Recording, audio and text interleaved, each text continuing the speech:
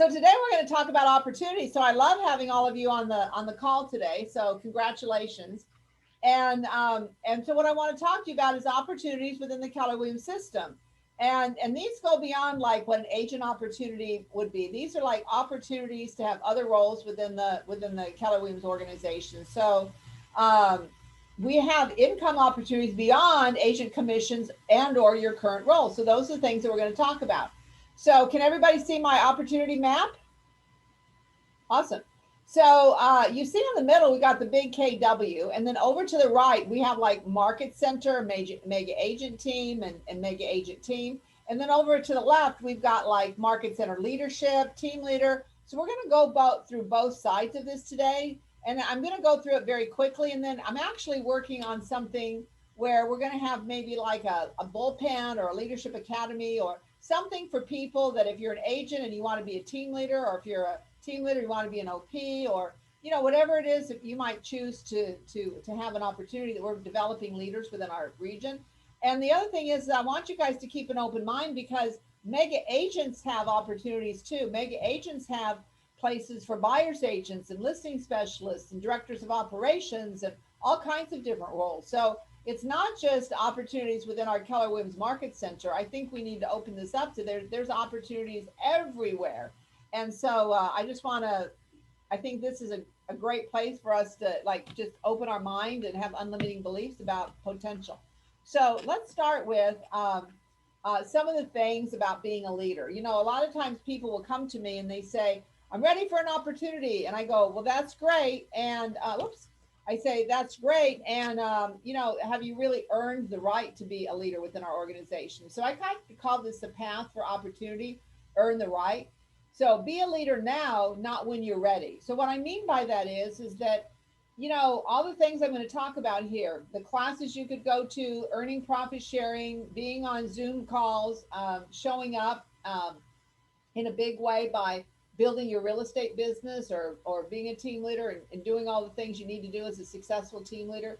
That's what being a leader now is. A lot of times people will say, hey, I'm ready for an opportunity. And I go, well, great. Now, I haven't seen you on any of our classes. Well, I'm ready now.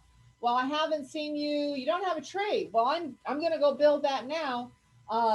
And so it's like, today they decided to be a leader. And I really think you're a leader when you're leading, and it's natural. You shouldn't have to work at it. You can grow from it, but you should not have to work to be a leader. You actually become a leader by leading others. And that's kind of a natural, intuitive way that we are. If we are a natural leader of people, I think we can grow into leadership roles. But I think people that say, I want to be a leader now, are people that are looking for a job as a leader and not as a opportunity. Does that make sense to everybody? I think there's two different ways to think about it. So, when you're a leader, you're an influencer in your area, inside and outside of your market center. So what would that mean? If you're an agent currently at a market center, you would want to be engaged in profit sharing. You would want to show up at events. You would want to help the team leader recruit. You'd want to know the 6 personal perspectives. You'd want to be on the ALC. You'd want to grow your business. Okay. That would be inside your market center, and outside your market center. You're helping in both ways. Okay. If you're currently in a leadership role, that means you're showing up for regional events. You're participating at the region at a high level. You're doing your job at a high level. That's what being an influencer in your area is that you're showing your leadership. So you're attracting others and you're an influence to others. Be a cultural role model. Be an example for others to follow, and follow our culture. Come from contribution, not scarcity. I guess I always like to say too, that's not having a victim mentality about things. That's constantly coming from contribution, and not coming from a negative mindset. Be accountable, not victim. What we mean by that is that there's a lot of victims that want to find excuses for a lot of different things. And accountability means that you are responsible for whatever it is that your goals might be, or what your opportunity is. You don't find excuses for things not happening. We all know that things don't happen from time to time. But if you messed up and you screwed up, or you're not hitting your goals, you take responsibility for it and you move forward. We all succeed and we all fail forward. Master the leverage series. This is really big because if you want to be a leader, like a team leader, an operating principal, if you want to be able to be a mega agent and grow your team, you must master the leverage series, the career visioning, the 30, 60, 90, and the success through others. That's really, really, really important. Master, use, and teach all areas of command. And what we mean by that is that as command continues to grow, you really need to use it, teach it, get to mastery of it as best as possible in your role that you can. Understand and use all the applets because that is our company of the future. We are a technology company, and it's really difficult for you to be a leader for others if you're not engaged in our technology. Attend, train the GPS, our goals, priorities, strategies. Have your own GPS, have your own 411, master the 6 personal perspectives. Make sure that you're teaching those in your market center. If you're not familiar with those, that's our 6 personal perspectives, our self mastery. It's the 80/20. It's moving from E to P.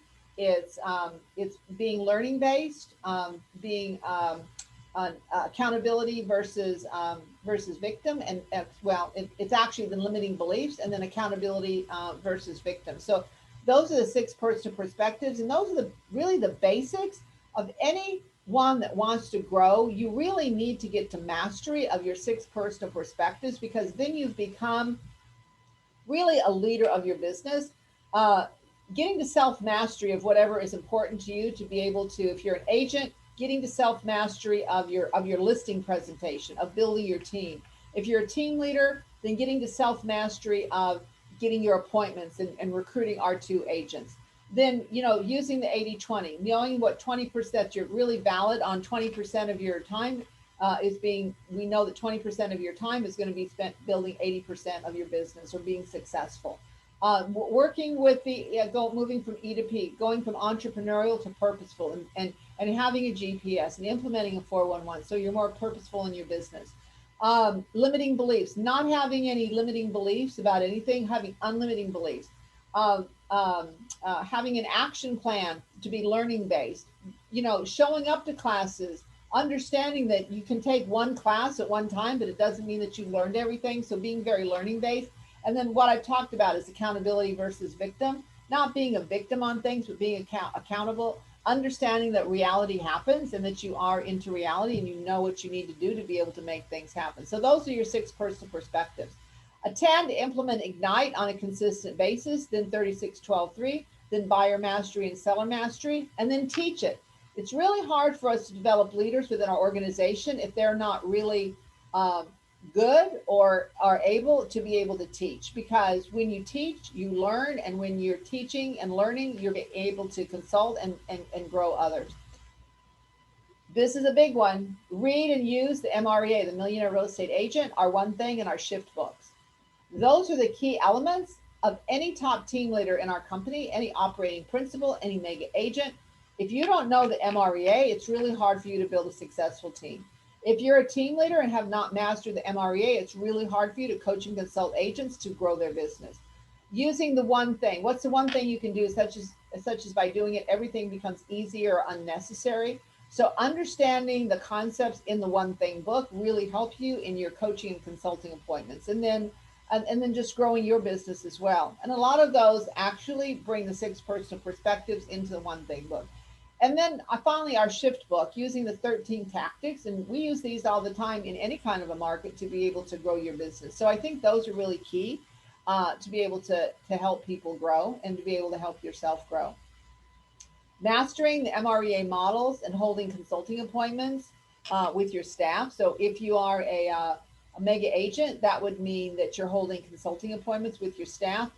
If you're a team leader, that would mean using the MREA models and holding consulting appointments with your staff and consulting appointments with your agents in your market center.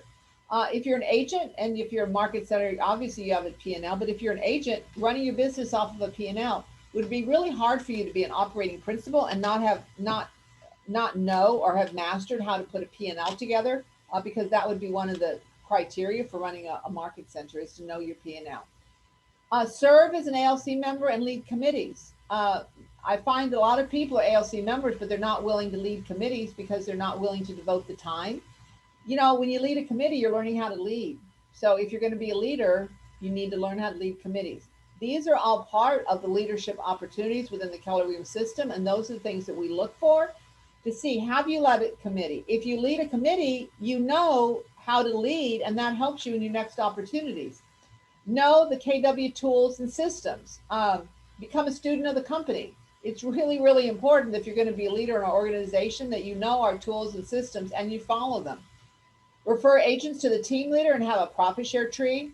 You know, I really have a challenge with people that come to me and they say they want to be a team leader and they don't have a profit share tree. That means they have not been an influencer, and that's probably one of the key areas if you're in our company that we look for. Do you have a profit share tree? Same thing with being an operating principal. We look to see if you have a profit share tree because we're looking for that influence. BMAPS coaching, that means that you're following our models, because if you have a MAPS coach, all the MAPS coaches are trained to our Keller Williams models and systems, and that's uber important that you're connected and using our tools that we have within our organization. Support and be a leader in your region, in our region. I've kind of talked about that already just by attending some of the classes that we have. And, I do know people that are supporting us and wanting to participate at a high level in our region, because a lot of times those people reach out to me. Attend Train the Trainer, KWU certified trainer course. That's just important for your growth plan. That should be on your growth plan. Support regional KW events plus attendance from recruits, mega camp, family reunion, key events for retaining recruiting.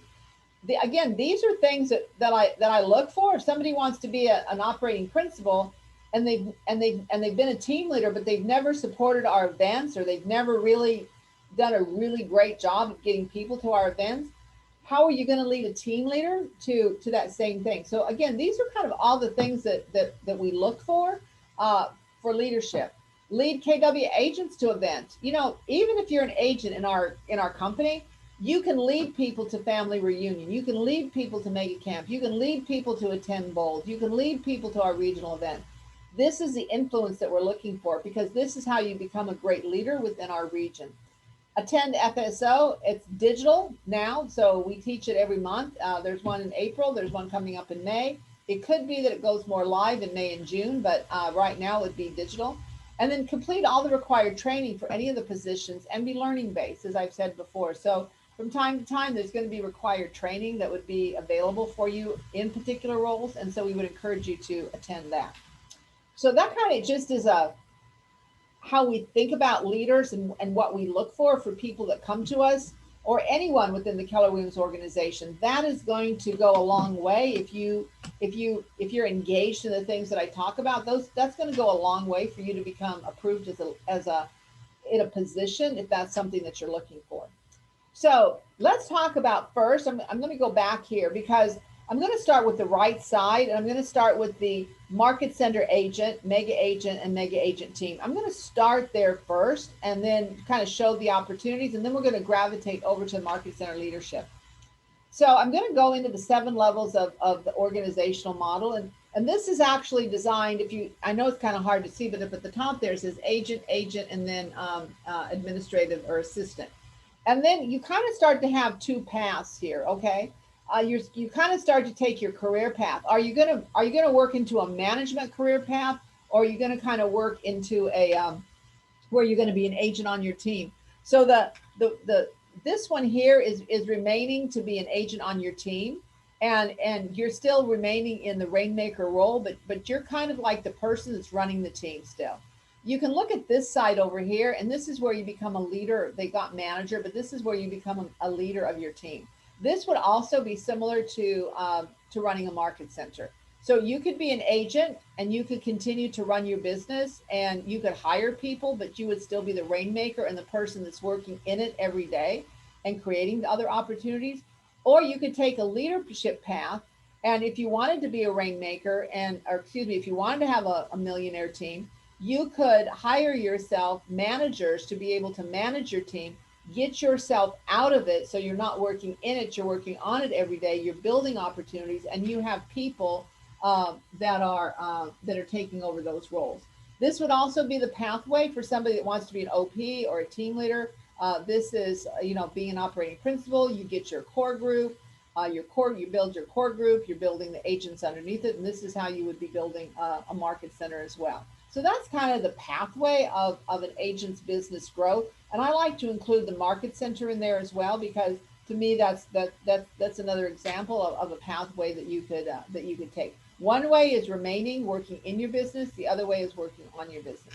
So let's continue to show you what this would look like. So as you grow your market center, excuse me, as you grow your mega agent business, there's you as the agent, right? And then the first hire you should make is an admin hire. For those of you that are agents on this, or even team leaders, you don't go out and hire a buyer's agent first. First of all, that's not a good choice, because how are you going to give great service to your clients if it's you and then a buyer's agent and you're doing all of the admin work? Now you've become an admin, and you're not a leader of your own team, and you're not a great leader of your clients, because you're now in the work phase and you're not in the leadership phase of growing your business. So you're really smart to go out and hire an admin before you hire any type of a showing assistant or a buyer's agent. Okay. So the next thing that you would do would be a transaction coordinator, because you're going to have a certain amount of contract transactions that you've done, maybe 30 or 40 transactions, 60 transactions before you probably really need to have a buyer's agent. Now, or a showing a specialist. Here's what I see sometimes. Agents get a lot of leads coming in, and they think, I need to have a buyer's agent. I need to have buyer's agents to throw these leads at. And that's exactly what you're doing. You're throwing leads at them, and we're not training or coaching them or consulting them. We're not creating a really great foundation. If you read The Millionaire Real Estate Agent, you actually are creating a hobo shack. And what we mean by that is, I can't remember the page of the hobo shack. But anyway, you're creating something that's not sustainable, and you're not giving your clients, and you're not giving your buyer's agent the support that they deserve.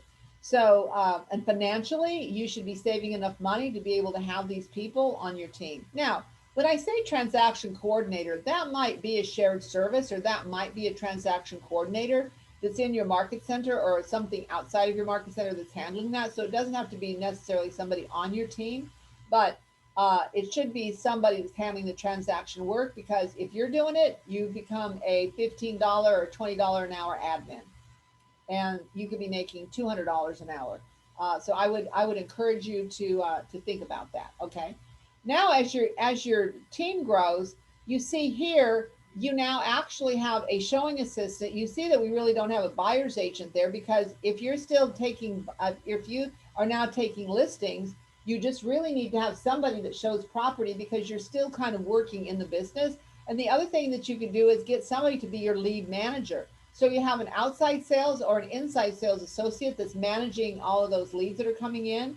And then you see you have your lead administrative assistant, and then you have your transaction coordinator. Another thing I want to show you is, you see here where it says lead admin and transaction coordinator, you see that those are not side by side. And there's a purpose for that, because this is you're leading this person, and this person is leading this person. Otherwise, if you put them side by side, you just now gave yourself somebody else that you've got to manage. And that's not the way that we build teams, okay? Now, if we look at this, you still see that there's only 3 people you're leading, okay? This is the fourth level. This is the fourth level part 1. And then this is the fourth level part 2. But you see here, you're leading 3 people. This person, this person, and this person that reports to you. Here, you're still leading just 3 people that report to you. But what's happened is, maybe you've moved that showing assistant up to a lead buyer's agent, and now this buyer's agent then goes out and hires 2 showing assistants.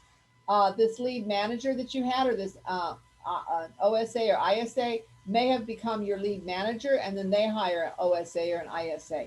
Your lead admin now has a listing manager and a transaction coordinator. Okay. So again, you see that you only have 3 people that are reporting to you. You don't have 4 or 5 people that are reporting to you that can make it more confusing. Now, again, you see only 3 people reporting to you, and we've moved to our 5th level. And this is as your business really starts to grow. You're still here, but you've got a lead buyer's agent, You've got a director now of operations, a transaction coordinator, a listing manager, still reporting to your director of operations, and this lead manager. Now you've separated out your outbound and your inbound sales. And here's part two, where this really starts to grow. And you can see here, now you're taking yourself out of it a little bit. You're still the rainmaker probably, but now you've hired yourself a listing agent that's going out and doing the paperwork. You're still the rainmaker, but now you've got somebody that's doing this for you. And you can see now you've got 1, 2, 3, 4 people that are only reporting to you. And then as you continue to grow, you can see here how your team has grown now.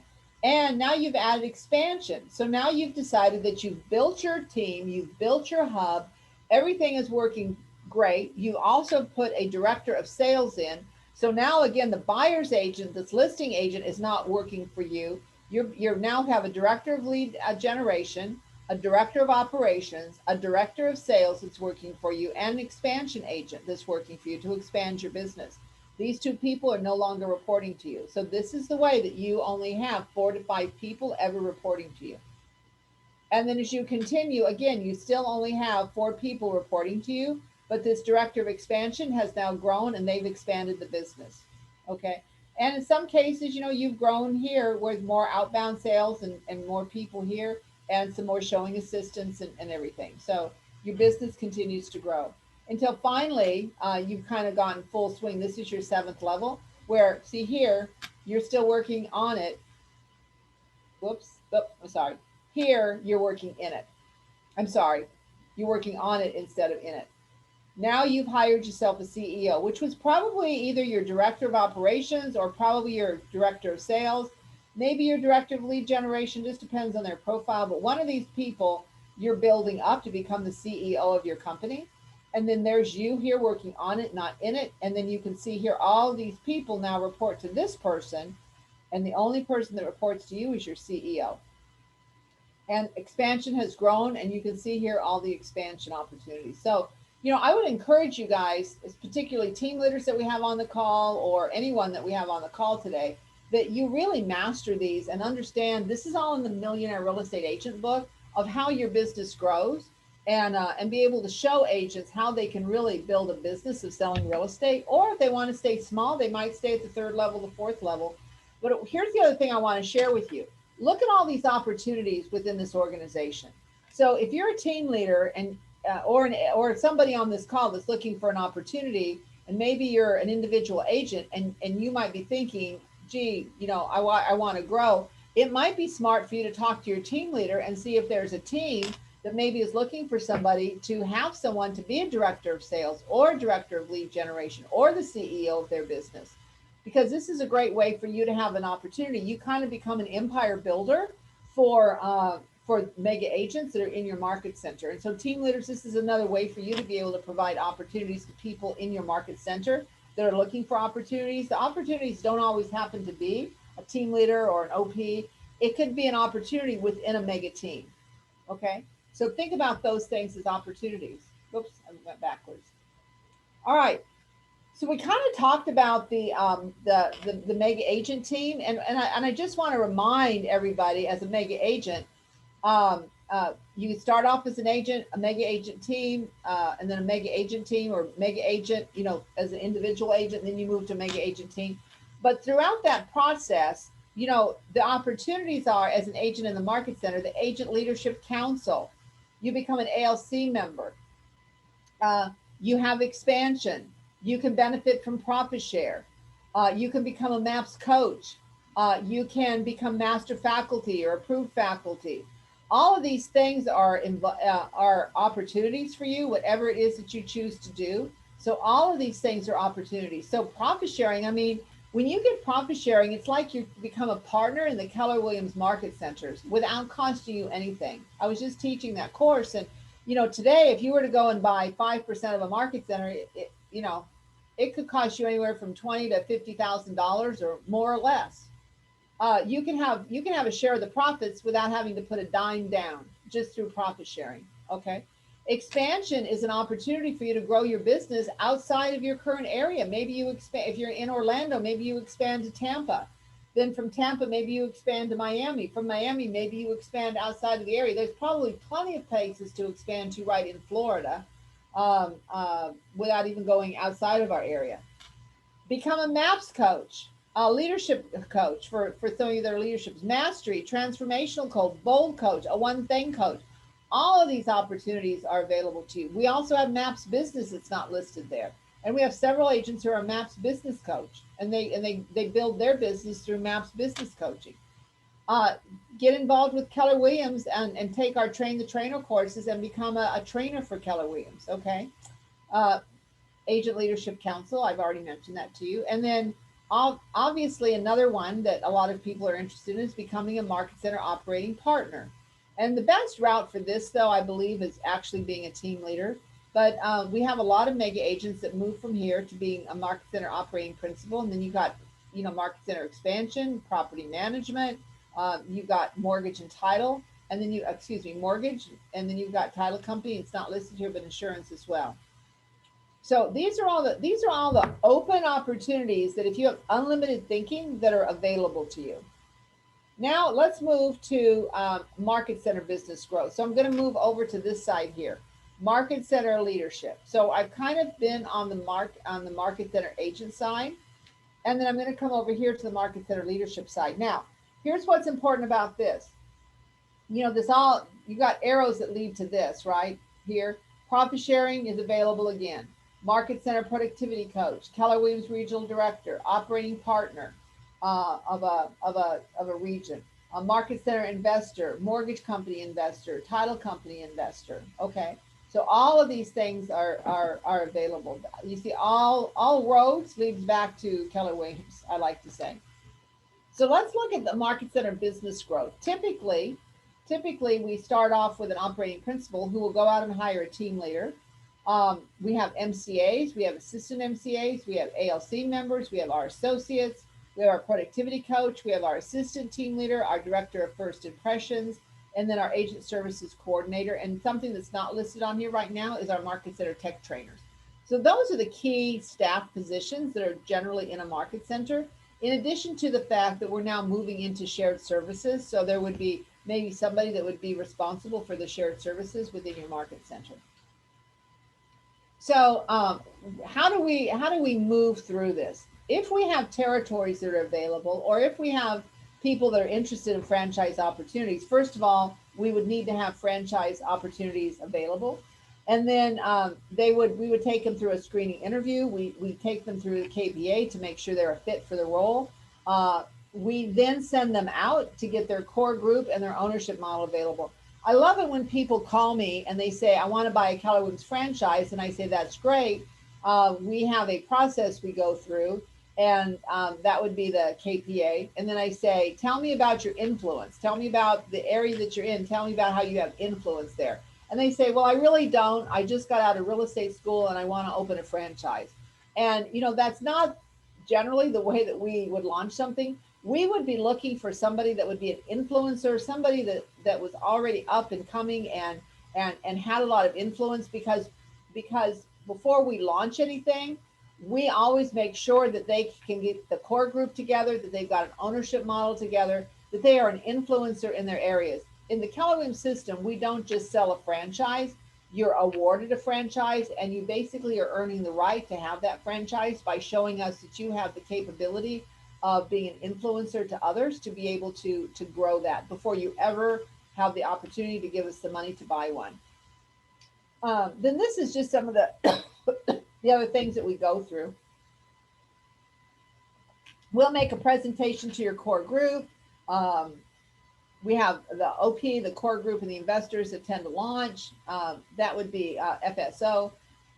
Then there's a follow-up with us. We continue the career visioning. Then you request an authorization to proceed, and then we send you the application. So you can see we go through all of this before we ever give you an application to apply for a franchise. So you can never come to us and just say, here's my money, I want a franchise. We have an entire process that we go through, whether it be starting a new franchise or whether it be buying a franchise. We have an entire process that we go to, because to earn the right to be able to have that. So here is what a core group looks like. This is core groups and investors. So we have a core group, and then one person generally raises their hand and says, hey, I'm interested. And then they go out and find these other investors or these other core members. And then we select an operating principal from that core group. And then everybody else kind of becomes an investor. And then from there, we go out and we find a team leader, we'll find an MCA, we'll find a productivity coach, and then we go out and we find all the rest of the agents who are making a decision to join us. Once we have this formalized, that's when we move forward with awarding the franchise. Most people think that's a little strange because they say, well, how can I have a franchise and get people to join me if I don't have a business? A lot of people think build it and they shall come. And we say, no, you're not going to build it. We need to see them come before you ever build it. Excuse me, before you ever have the location. Okay. Andrew, you went through that a little bit with building your business center. So you kind of know what I'm talking about, right? Yeah, George, I know it very well. we had to learn as we went, but we learned. So it Yep. was good. It was Yep. a pretty good process. Yeah, because if we just approve you with a business center with no people, then that's not smart because then nobody will come, right? So we require you to go out and get people before we let you have those opportunities. And so what happens is, Right. guys, is that people will they physically join Keller Williams, but just another office. So if you were launching a market center someplace, like let's say you were launching a market center in Orlando somewhere, the agents that you're bringing on would join another Keller Williams office, and then we would at some point split them off, and they would join the office that they basically launched. And this is important because we want investors to commit to bringing in 5 additional cappers. This is really, really important because a lot of people just want to come in and write a check. And generally speaking, what we say is that you don't have the right to be an investor until you can prove to us that you have the influence to be able to build that. Then you can write the check to be an investor. And what we look for in core members is high volume. They're learning based individuals. They have a recruiting influence, positive background, financially sound, a great local reputation, and that we have done the KPA to show that they're really compatible with the OP. And this is important. We look for head turners, people that have influence. Now, there's a difference between influence and being popular. People can be popular but not have any influence. Many times we have people that are work within our local association and they're popular and everybody knows them. Yet, if they made a move to join Keller Williams, they don't have the influence to get people to move. We're looking for people that are influencers, people that if they join Keller Williams, everybody's going to get on the bandwagon or the social media or whatever and say, "Oh my God, Andrew just left and went to Keller Williams. What's going on?" That's what we're looking for. That they're magnets. Okay, they want to make money through our model, very high integrity, and that no transaction is worth their reputation. Now, the 4 things that an operating principal does is they bring the vision, they bring the capital, and the capital can be anywhere from 150 to 400, $500,000. It just depends on what the opportunity is. The accountability and the value. Those are the 4 things that we ask that an operating principal does or look for in their characteristics to be able to have that opportunity. And what investors do, and a lot of times people get a little confused with this, is investors think they're giving money sometimes, and then they're going to sit back and wait for the money to roll in. And guess what? Our investors in the Keller Williams system, we expect them to be active investors, not passive investors. So we want them to call the operating principal to find out, what can I do to help our company grow? We want you to write notes of encouragement monthly. Write them to the OP, write them to the team leader, write them to the agents in your market center. We want you to teach in the market center, okay? And we want you to refer 4 valid leads a month to the team leader. After all, you're looking to get a return on your investment. What better way to get a return on your investment by referring 4 valid leads and having the market center grow through those leads? So that's a little bit about this side of the market center structure, just so you kind of get a feel for how we grow and what we look for in these roles. So now I'm going to I'm going to share with you, a lot of people are always interested in the team leader role. So let me tell you what we look for in a team leader. So we look for people who are highly aggressive, highly sociable. They have a lot of behavioral vitality, a great physical appearance, a leadership persuasiveness, responsive. They have knowledge in the real estate business. A past track record of success is really, really important. High integrity. They bond and build relationships quickly. They have a servant leadership spirit, and then they succeed through others. That's what we look for, the general characteristics, and this will come through on the KPA. So once we know that we might have somebody that would be a team leader candidate, we would then do a KPA, a Keller personality assessment, and we would see how this team leader comes out as a match for the role. And while all of these things will not show up on the KPA, they're going to show up during the process of the KPA, during the verification process. This is where we really, a lot of people think that because somebody is on the KPA and they're a high match, that they get the role. And honestly, it's through the process. The KPA is about 25% of the process. It's going through the process that's the other 75%. That's the important part. So what do? First of all, you implement the OP's vision. You grow the market center by recruiting top talent along with growing the profit share of the agents. And that's like uber important, is growing the profit share of your agents. You lead the market center by leveraging your staff. You use our tools to achieve goals. You consult the top 20% in your ALC. You develop your other associates. You attain dominant market share, and you build a market center to acceptable profitability. And you leverage your staff. The most important part of this is that the three most important components are recruiting top talent, leading your ALC, and consulting your top 20%. Those are your three main focuses. Your staff should be doing everything else. Your staff should really be maintaining the market center so you can do those three things. So market center administrators, we honestly, we have team leader positions available now, and we have market center administration positions available now. So the ideal market center, or MCA as we call them, has bookkeeping knowledge. They would obviously have a validated by KW MCA assessment. They would fit the personality profile.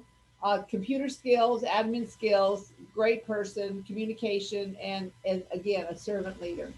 And a real estate background is helpful, but it's certainly not essential. And so, what do they do? I like to say this way. The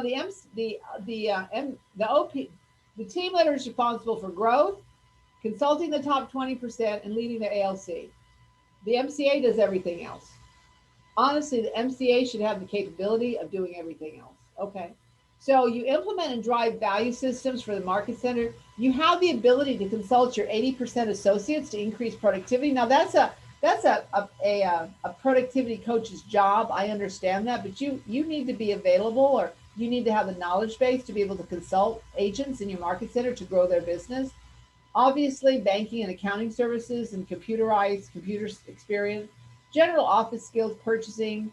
You assist the team leader in the market center growth. You supervise office staff. You transmit monthly on time. And it's not on here, but it's leverage. Leveraging the staff to do everything so you're not doing everything yourself. Productivity coach. And this is something that we're working on because I think this role is kind of changing and metamorphosing as well. But I'm just going to be totally transparent. A productivity coach is somebody that is really an actual mega agent. If you're somebody that's been an agent and you want to kind of like slow down, but you think you'd be a great productivity coach, this is not the role for you. Honestly, it's not the role for you, because we want people that are highly aggressive, assertive, and want to build a big business. If you have not had the mindset to build a big business for yourself, you probably would not be a great candidate for a productivity coaching program, because we want these programs to be like lightning on steroids. Am I right, Andrew? You were on our call today, right? Absolutely, 100,000% correct. Yeah.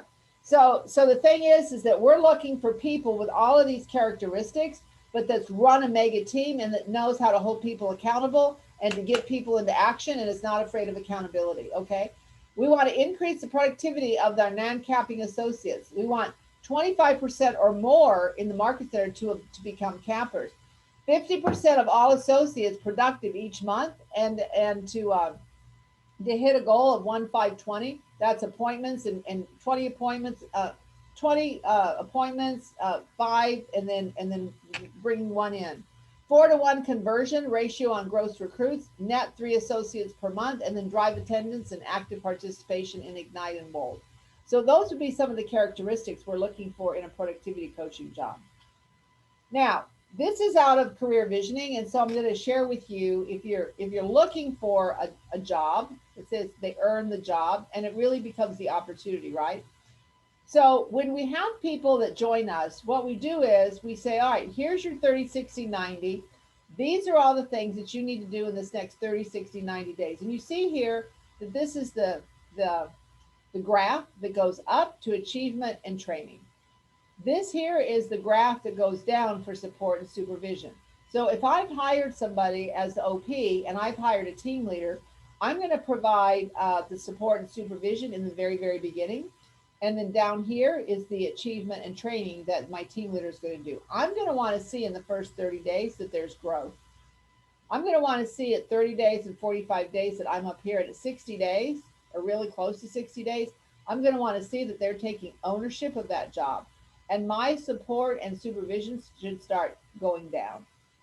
If we have team leaders that are not recruiting and not learning and not growing and not doing the things they need to do after 30 to 45 days, we probably have the wrong person in the role. Okay. And if the operating principal is still getting engaged, that means that we've got somebody that just wants a job and not an opportunity. Because over here, after they've done it for 90 days and they really don't need, we always are going to supervise you. We're always going to hold you accountable, but it's that day-to-day supervision that we're looking to take off. But we always want to provide accountability. But if we don't have somebody that's up here, then they haven't earned the job. They haven't earned the right to have the job, and they're probably not going to stay in it for 45 to 60 days. So what is our value proposition at Keller Williams? We've got education and training, our technology, our history. Our history tells us a lot because Gary has been through these kind of moments in the past of different phases of real estate. And so our history tells us a lot. Your market center is a value proposition. Our industry specializations are our luxury, our commercial, our YP, our Keller, our land division, our growth, consulting, coaching, our business models, our accomplishments, our events, our health and wellness program, our profit share and growth share, our compensation, our culture. All of these are our Keller Williams value proposition. So if we have people on the on the Zoom call today, and you don't know about any of these things in your market center, I would encourage you to get with your team leader and say, hey, tell me about XYZ. Okay, tell me about these things, because I want to learn more, and I don't see where is this happening in our market center. Now, I put this slide in here because I like to bring you to these things. Okay, first of all, Keller Inc. is a free website that you can go and you can get tons of information on about opportunities. We have our Millionaire Real Estate Investor, our Millionaire Real Estate Agent book, our Hold book, our Shift book, and our Flip book. There's no other real estate company on the face of this earth that has created these kind of tools for an agent to be able to utilize in their business.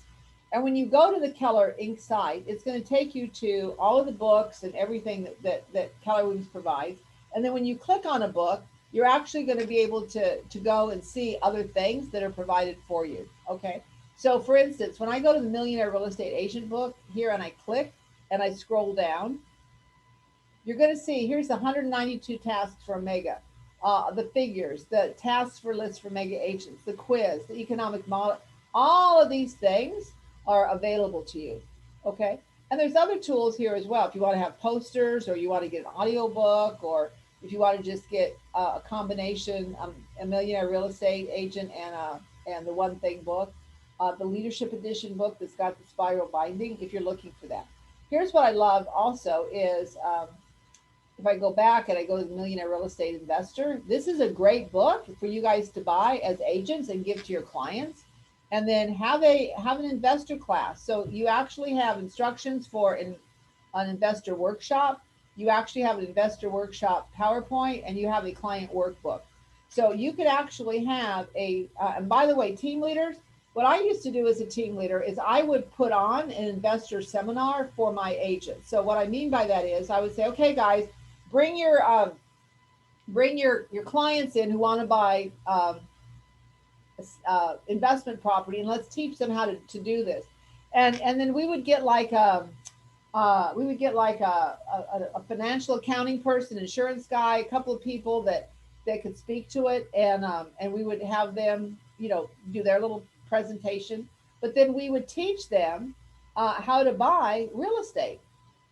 And so everything is in here for you. So you could do this for your own agents, or you could do this. I mean, you could do this for yourself, or you could do this with a group of people. But I would encourage you to be able to look at this, and even if you did it for two or three of your clients, you can use this to really learn about buying investment property. You've got a buy and hold worksheet, okay? Buy and sell worksheet. You have all kinds of things that are available to you. We used to have that for the first time home buyer, but I don't think it's available anymore. The second edition is coming soon. Well, let's see. We used to have the presentation on here, but we don't have it on here anymore. But that'll probably come back. I don't know if on here if they have. I don't think they have the presentations on here, but they always have. They always have. Oh no, there it is. The investor work. Maybe that's the investor workshop. That might be the same thing. But anyway, you can see here that there's tons of tools here that you can go in and utilize. These don't cost you anything, guys. You can click on the shift and look here, all everything. Now, for those of you that are looking to recruit or grow your profit share, or for team leaders that want to have tools, this website is free, so you can always just send people to the website, and you can see books and resources and all kinds of different things that are available. So when they click here, they can just see all of those things.